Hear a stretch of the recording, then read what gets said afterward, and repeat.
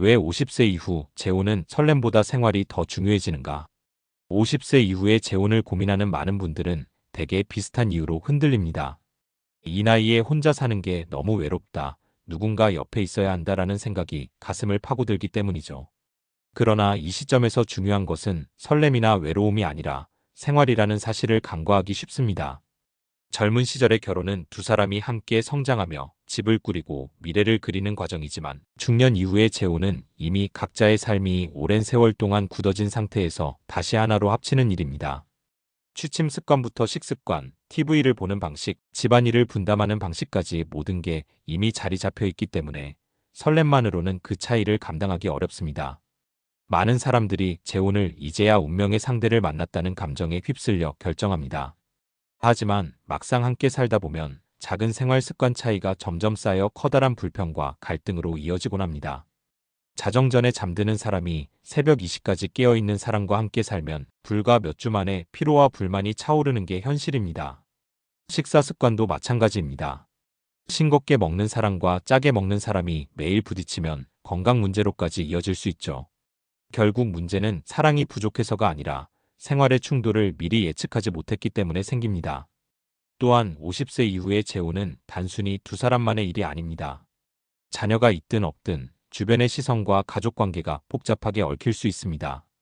이 사람과 살면 내 일상이 더 편안해질까? 아니면 새로운 불편이 늘어날까? 라는 질문을 진지하게 던져야 합니다. 혼자의 외로움은 잠시지만 생활의 불편은 매일 반복되기 때문에 훨씬 더 큰 무게로 다가옵니다. 그래서 중년 이후 재혼은 감정보다 생활, 설렘보다 현실을 중심에 두고 생각해야 합니다. 그렇다면 구체적으로 어떤 현실적 문제들 때문에 재혼을 미뤄야 하는 걸까요? 나도 그랬다. 재혼을 미루어야 할 5가지 현실 생활 리듬성 인자녀 재정 법률 돌봄 사생활. 재혼을 서두른 분들의 이야기를 들어보면 비슷한 후회가 반복됩니다. 첫째는 생활 리듬의 충돌입니다. 젊을 때는 어느 정도 상대에게 맞추며 바꿀 여지가 있지만 50세 이후에는 이미 수십 년 동안 쌓인 생활 패턴이 몸에 새겨져 있습니다. 늦게까지 TV를 보는 습관, 새벽마다 일찍 일어나 산책하는 습관, 집안 청소에 대한 기준 등이 서로 맞지 않으면 갈등이 쌓이는 건 시간 문제입니다. 사랑하면 다 맞출 수 있다는 말은 젊을 때 통했지만 나이가 들수록 작은 불편이 더 크게 느껴집니다. 둘째는 성인 자녀 문제입니다.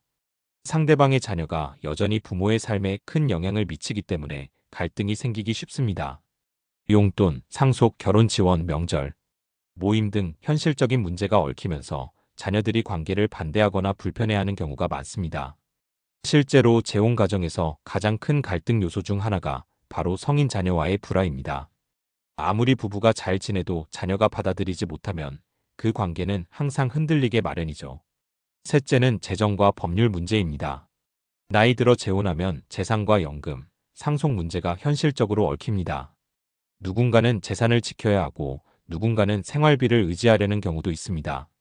이런 부분을 미리 투명하게 정리하지 않으면 뒤늦게 법적 분쟁으로 번지거나 가족 간 갈등으로 이어질 수 있습니다.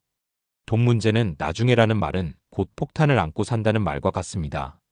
넷째는 돌봄의 무게입니다.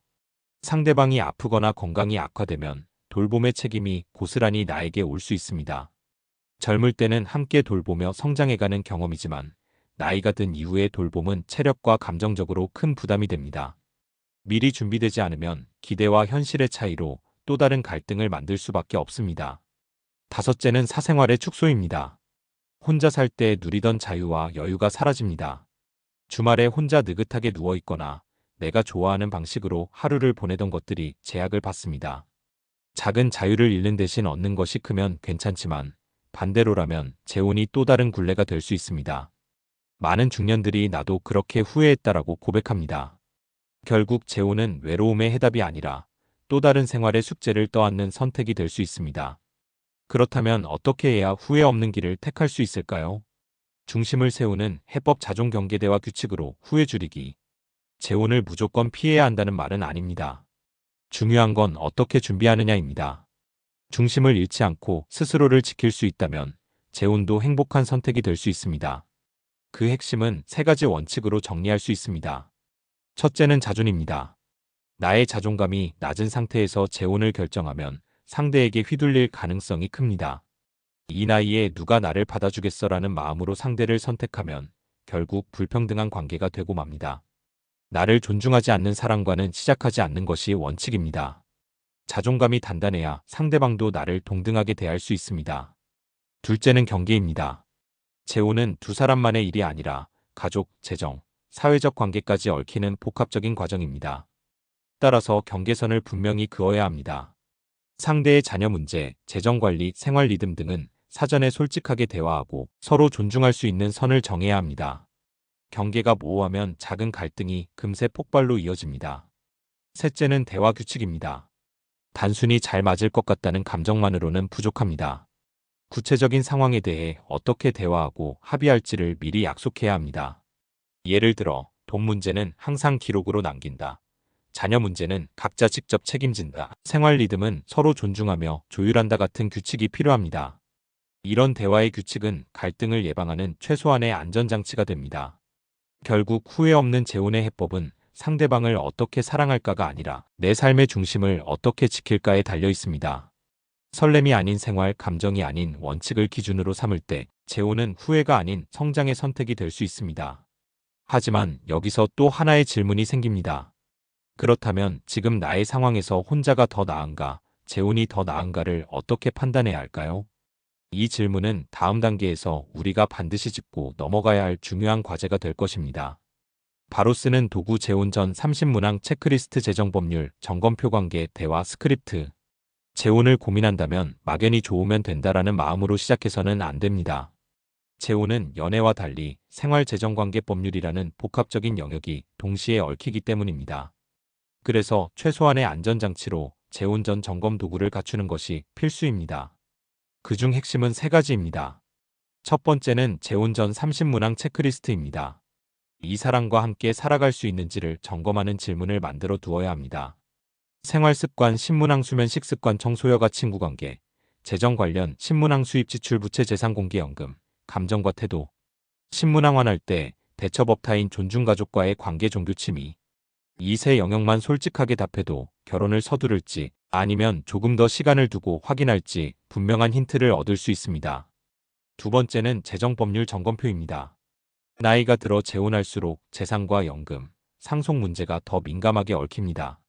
따라서 누구 명의의 집에서 살 것인가, 연금과 의료보험은 어떻게 처리할 것인가, 상속은 자녀와 어떻게 나눌 것인가 같은 현실적인 문제를 미리 종이에 적어두고 대화해야 합니다. 법률 전문가에게 미리 자문을 구해 계약서를 작성하는 것도 불편한 일이 아니라 오히려 서로를 보호하는 일입니다. 세 번째는 관계 대화 스크립트입니다. 실제 갈등 상황을 미리 시뮬레이션해 보는 것이죠. 예를 들어, 자녀가 반대하면 어떻게 대처할까? 병원비와 생활비는 어떻게 나눌까? 주말 여가를 누구와 보낼까? 같은 질문을 던지고 대화 규칙을 정하는 것입니다. 이 스크립트를 연습해두면 실제 상황에서 감정에 휩쓸리지 않고 해결할 수 있습니다.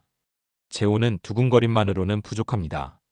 체크리스트와 점검표, 대화 스크립트라는 세 가지 도구를 준비하는 순간 인생 후반부의 선택이 훨씬 단단해지고 안전해집니다. 그렇다면 이제 내 구체적인 상황에 맞춰 어떻게 설계해야 할까요? 내 상황 맞춤 설계 독거동거 연금무소득 자녀, 유무건강 상태별 시나리오. 중년 이후 재혼은 사람마다 상황이 다르기 때문에 똑같은 해법을 적용할 수 없습니다.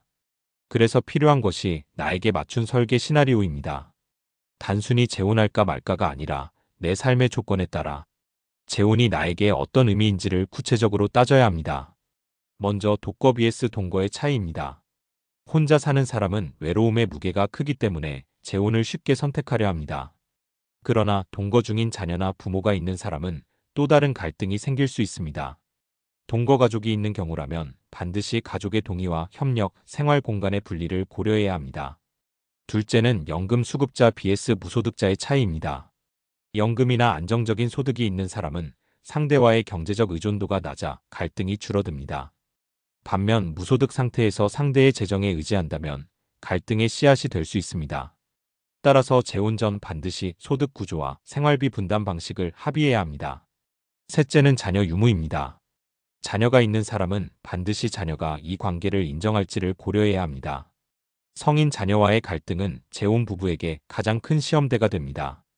반면 자녀가 없는 사람은 상대방, 자녀와의 관계에서 새로운 가족을 받아들여야 하는 상황에 놓일 수 있습니다. 넷째는 건강 상태입니다. 내 건강이 좋다면 상대방을 돌볼 체력이 있겠지만 나 역시 지병이 있다면 상대방이 나를 돌봐야 할 수 있습니다. 이 부분은 감정이 아니라 현실의 문제이기 때문에 반드시 솔직하게 확인해야 합니다. 이렇게 상황별 시나리오를 그려보면 재혼은 단순히 사랑의 문제가 아니라 삶 전체를 다시 설계하는 작업임을 알게 됩니다. 그럼에도 여전히 머릿속이 복잡하다면 작은 실천을 통해 답을 찾아보는 것이 좋습니다. 구체적으로 오늘 할 수 있는 행동은 무엇일까요? 오늘 10분 액션 연락처, 다이어트 계좌 라벨링 하루 동거 체험 계획 세우기. 재혼을 고민하는 분들이 가장 많이 하는 실수는 생각만 하다가 혹은 감정만으로 결정을 내리는 것입니다. 하지만 인생 후반부의 선택은 실행을 통해 경험하고 깨닫는 과정이 필요합니다.